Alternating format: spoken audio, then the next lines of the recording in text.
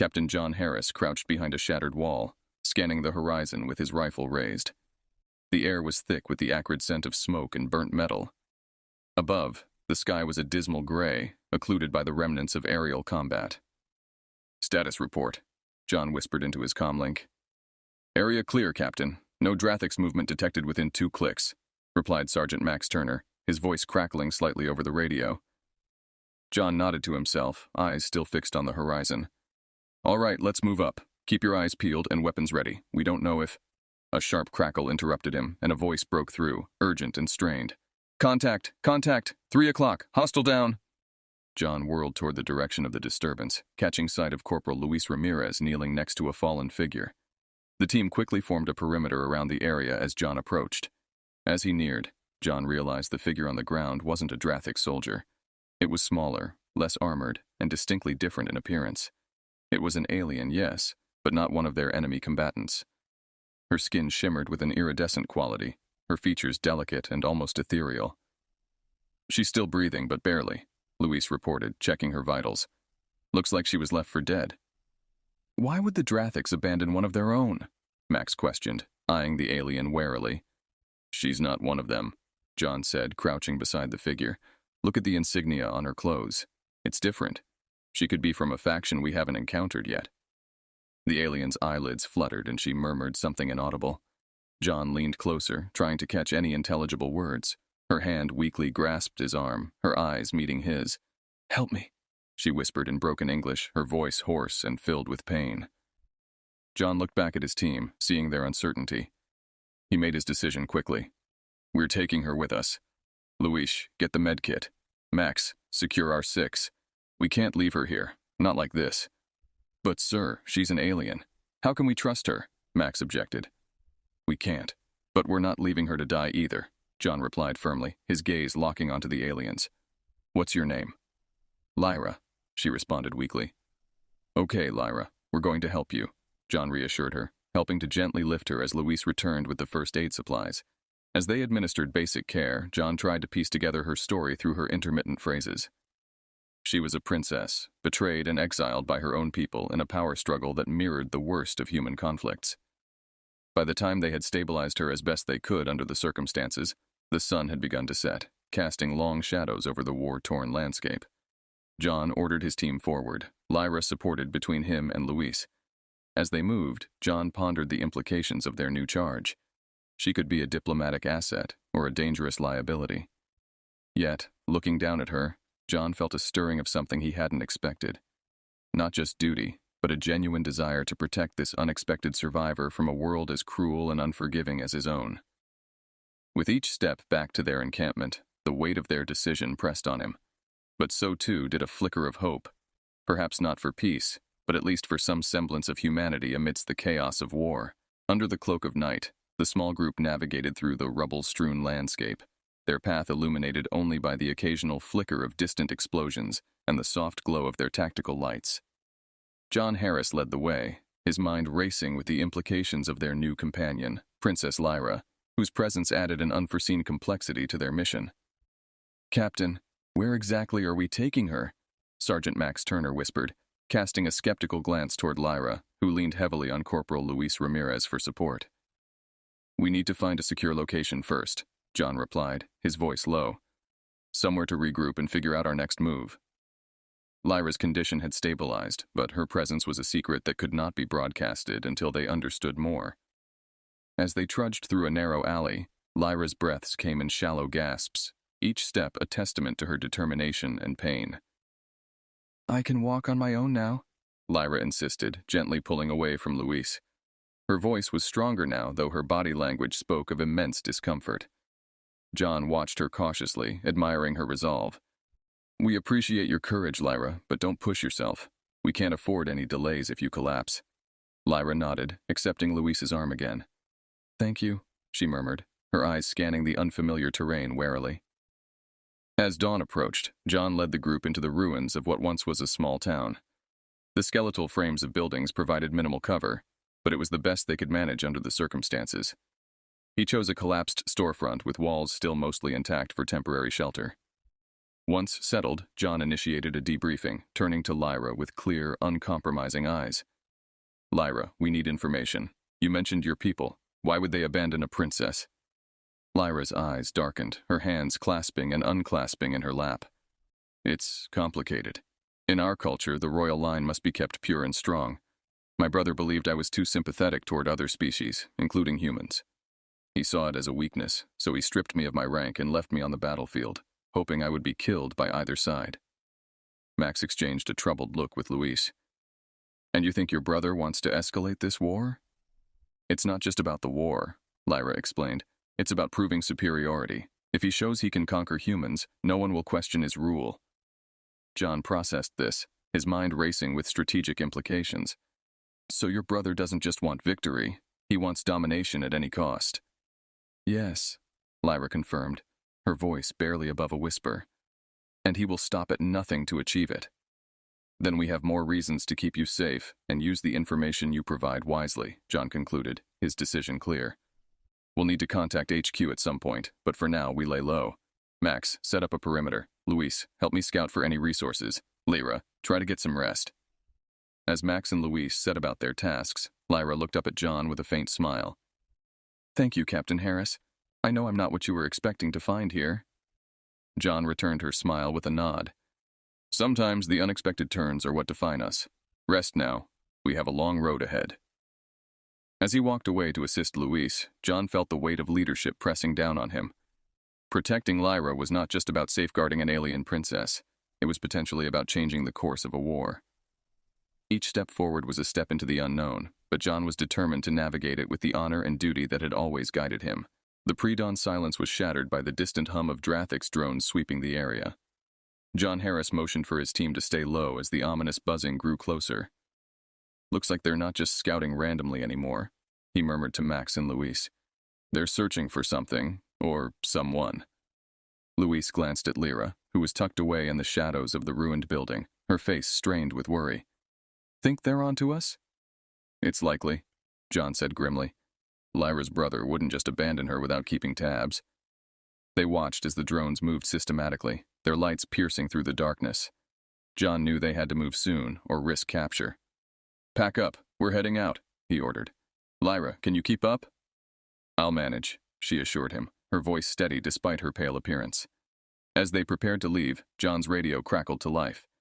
Captain Harris, this is base. Do you copy? John responded quickly, stepping away from the group to speak privately. This is Harris. Go ahead, base. We've got intel on enemy movements heading your way. Looks like a targeted search. Be advised, you might have a leak in your location, the voice on the other end warned. A cold chill ran down John's spine. Understood, base. We're moving out now. Harris out. He turned back to his team, his face set. We have a potential leak. Trust no one outside this group. Max nodded, checking his weapon.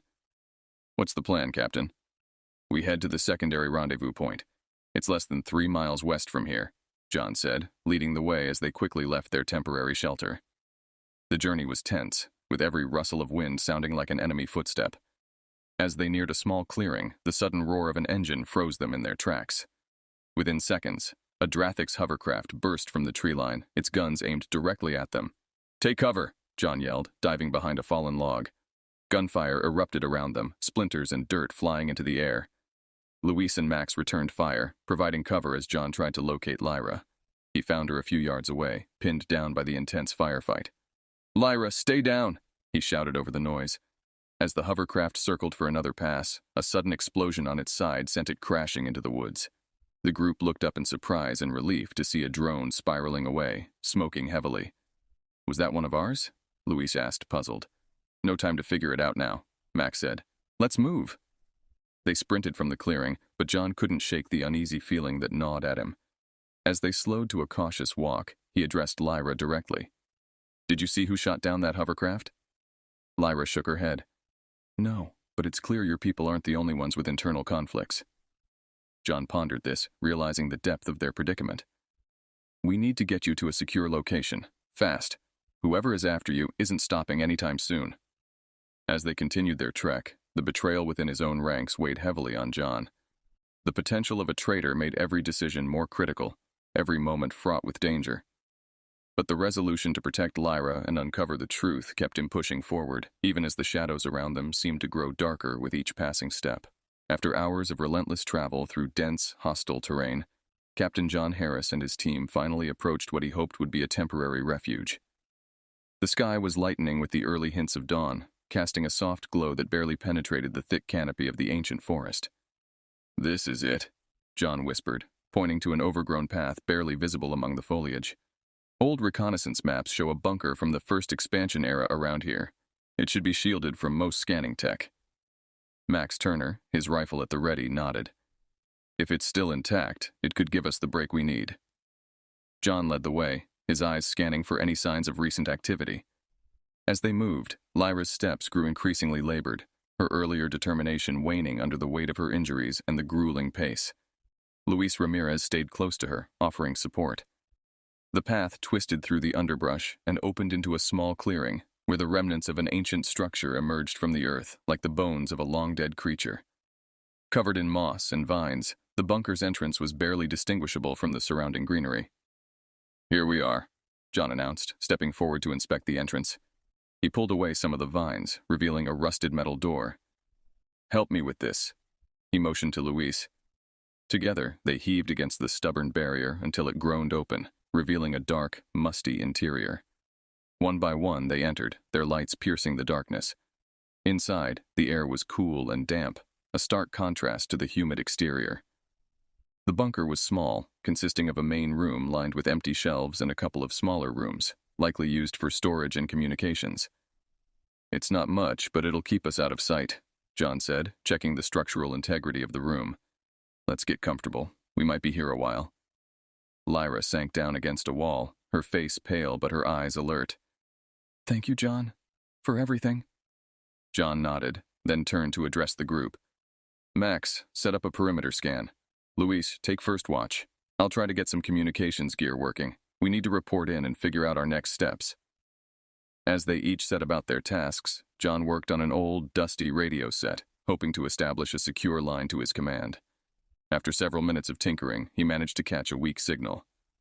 "This is Captain Harris calling base. Do you copy?" Static crackled through the speaker before a voice responded.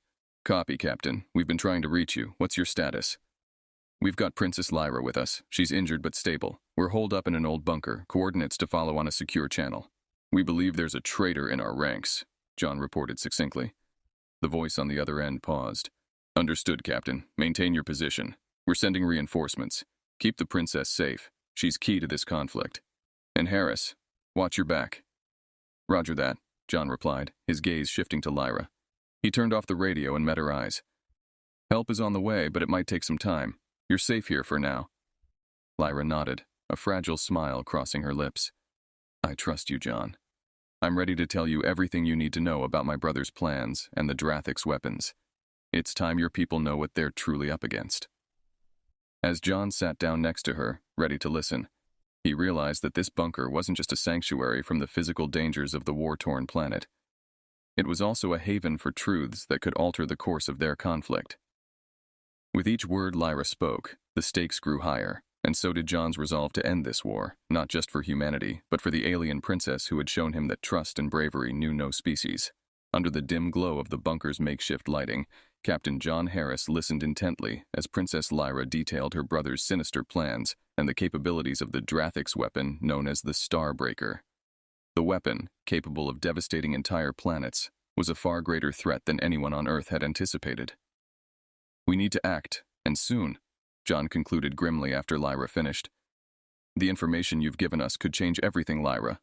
We need to verify it, gather evidence, and expose your brother's plans to the world." Lyra nodded, determination lighting her eyes. "I can guide you to one of their smaller facilities. It's less guarded but should have the information we need to prove their intentions." "Then that's our next move," John decided, turning to his team. "We're going on an offensive. Max, Luis, prep for recon. We'll leave at first light." The dawn was gray and overcast, perfect for a stealth mission. The facility Lyra mentioned was located in a less hostile area, but still well within Drathix-controlled territory. The team dressed in dark, non-reflective gear, minimizing their chances of being spotted on their approach. As they neared the facility, The low hum of energy shields and the occasional patrol of Drathic soldiers heightened the tension. Lyra, despite her injuries, moved with a quiet grace, her knowledge of Drathic's protocols proving invaluable.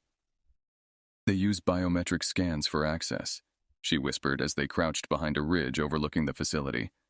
"I can bypass the system, but I'll need cover." "Understood," John said.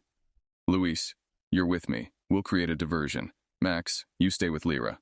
Once we're in, it's all about speed. Grab any data you can." The diversion was simple but effective. John and Luis opened fire on a distant part of the facility, drawing guards away from the main entrance. As the Drathics scrambled to respond, Lyra and Max made their move. Lyra approached the security terminal, her fingers moving quickly over the interface. The door clicked open silently, and they slipped inside. The corridors were stark and angular, lit by an eerie blue light that cast long shadows. "Here," Lyra said, leading Max to a control room. "The databanks should be in here." Max stood guard at the door while Lyra worked on extracting the data. Her hands were steady, even as the sounds of conflict grew louder outside. After what felt like an eternity, she finally nodded. "I've got it. Let's get out of here." They retraced their steps, meeting up with John and Luis, who had managed to evade capture. The team hurried back towards the safety of the forest, the stolen data a heavy responsibility in their hands. Once they were a safe distance away, John allowed himself a moment to breathe. "Good work, everyone. Let's see what we've got." He glanced at the device Lyra had secured, its screen flickering with encrypted files. Lyra leaned over the device, her fingers deftly navigating the complex security. As the files decrypted, diagrams and text scrolled across the screen, revealing detailed plans and simulations of the Starbreaker's capabilities. "It's worse than I thought," Lyra said quietly. If activated, the Starbreaker wouldn't just destroy planets. It would destabilize star systems, creating a chain reaction of destruction. John felt a chill as he processed the information. "We need to get this to command immediately. This isn't just about the war anymore. It's about preventing a catastrophe." With renewed urgency, the team made their way back to the bunker, the weight of their mission pressing down on them. The evidence they had collected was not just a means to end a war, but possibly the only way to avert a galactic disaster. As they walked, the bond between them, forged in the heat of battle and the shadows of covert operations, grew stronger. They were no longer just allies by circumstance. They were a team united by a cause far greater than any of them had imagined. As dawn broke over the horizon, casting a pale light across the scarred landscape, Captain John Harris and his team, burdened with the critical data from the Drathics facility, faced their next major challenge: returning to human-controlled territory. The journey back was fraught with peril, as they needed to evade both Drathics patrols and any potential human traitors who had been alerted to their movements. "Keep sharp," John instructed, his gaze sweeping the terrain. "We're not clear until we're back behind our lines, and even then we stay vigilant." Lyra, though visibly exhausted from the night's exertions, kept pace, her determination clear. "Once we deliver this evidence, my brother's plans will be exposed," she said, a mix of hope and worry in her voice. As they neared a narrow pass that would lead them to safer grounds, the unmistakable sound of an engine hummed through the air, a drone, and it was closing in fast. "Down!" John shouted, pulling Lyra to the ground as the drone swooped overhead. Luis Ramirez and Max Turner opened fire, their bullets finding the drone's underbelly. With a whirring of damaged circuits, it crashed into a nearby rock face, its surveillance mission cut short. "Move! Move!" John urged, leading the sprint through the pass. They were close now, but the tension only mounted. Emerging from the pass, they were suddenly met with a roadblock, a unit of human soldiers with weapons trained on them. John raised his hand slowly, recognizing the insignia of his own military. "This is Captain Harris with Team Delta. We are not hostile." The commanding officer, a stern woman with sharp eyes, stepped forward. "Captain Harris, you and your team are to hand over all materials and come with us for debriefing." John eyed her warily. "Lieutenant, we need to get this information to command immediately. It's critical to the war effort." Her gaze flicked to Lyra, suspicion evident. "All due procedures will be followed, Captain. Surrender your weapons." Reluctantly, John and his team complied, handing over their arms and the encrypted data device. As they were escorted to a temporary holding area, John kept close to Lyra, whispering, "Stay calm. We'll sort this out." Hours passed with them under watchful eyes until finally, an envoy from command arrived. Major Anderson, a high-ranking intelligence officer, entered the tent where John and his team were held. "Captain Harris," he greeted, a folder of documents under his arm. "Major," John nodded. "We need to discuss the urgency of the information we've recovered." Anderson sat, opening the folder. "I've been briefed about the potential contents. It seems you've also brought us a Drathix princess." Lyra stepped forward. "I am Princess Lyra of the Drathix. The information I've provided will prove that my brother intends to use the Starbreaker against your world. You must act." After a lengthy discussion where Lyra detailed the capabilities and intended use of the Starbreaker, Anderson's demeanor shifted from skeptical to gravely concerned. "This changes everything," he acknowledged, finally convinced. "We'll need to strategize a response immediately."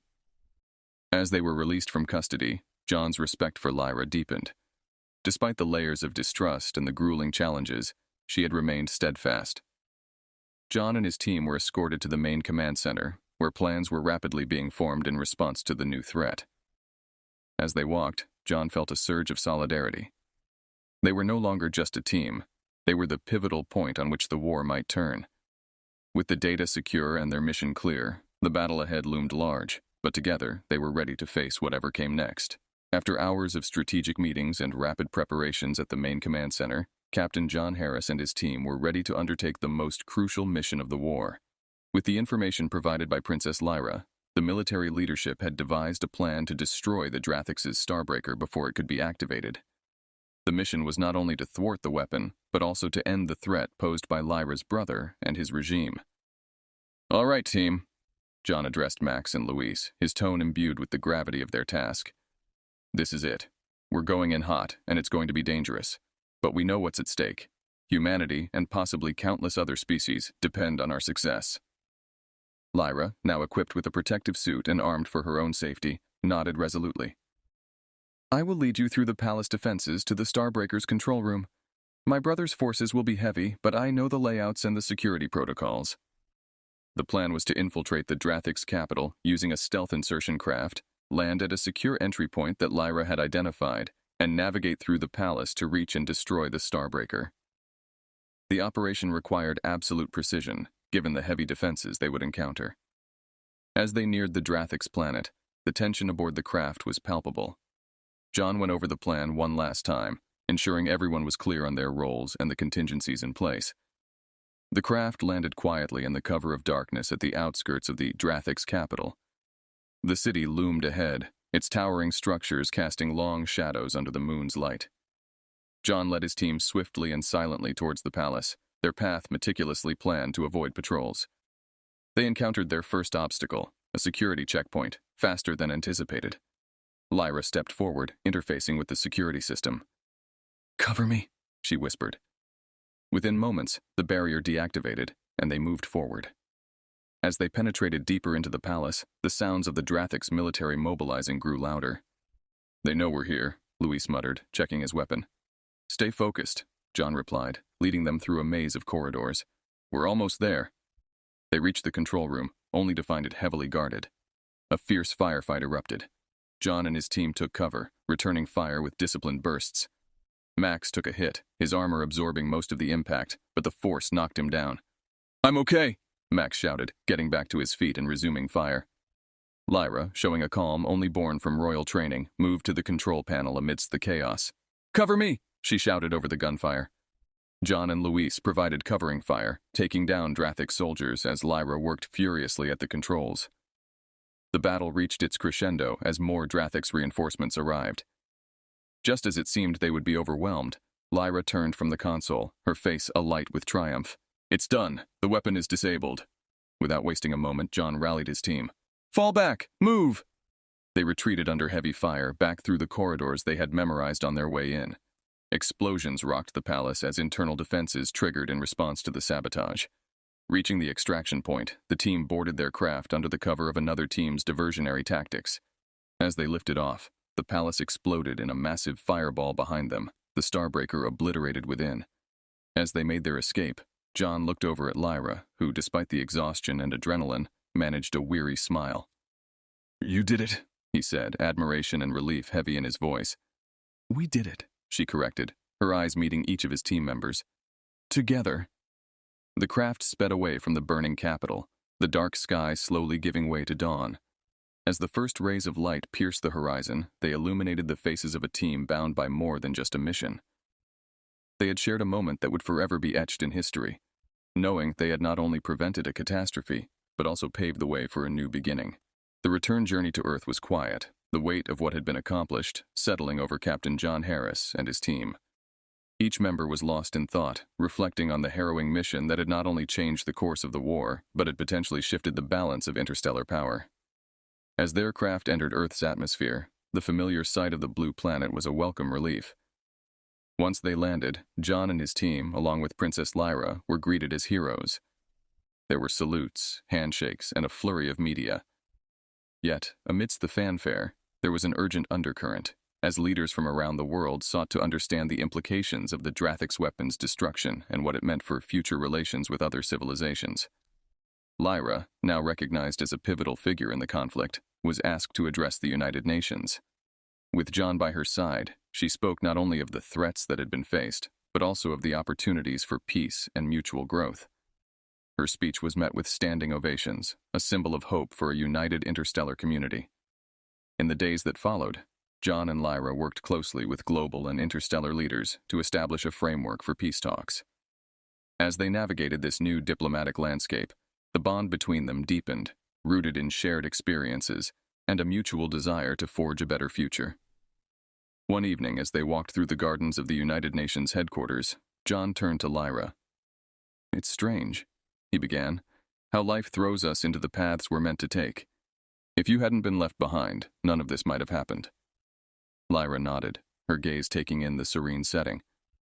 "And if you hadn't saved me, I would not have seen the strength and compassion that humans possess. You've changed not just my view, but potentially the view of the entire galaxy about humanity." John smiled, a sense of contentment filling him. "There's a lot of work ahead of us. Are you ready for this new chapter?" "I am," Lyra replied confidently. "With you and your team by my side, I believe we're ready for anything." Their conversation was interrupted by a call from the Secretary General, requesting their presence at a planning session.